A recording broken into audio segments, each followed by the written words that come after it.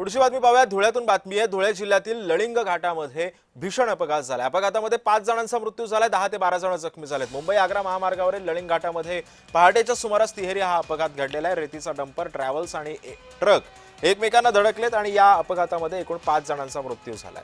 आणि या संदर्भात अधिक माहिती जाणून घेत माझे सहकारी तुषार परदेशी सध्या आपल्या सोबत आहे। तुषार, आणखी जखमींवरती उपचार सध्या सुरू झालेले आहेत, त्यांची प्रकृती कशी आहे आणि साधारण हा अपघात कसा घडला? नक्कीच सिद्धेश, या ठिकाणी धुळे शहरालगत असलेल्या लळिंग घाटामध्ये अपघात झालेला आहे।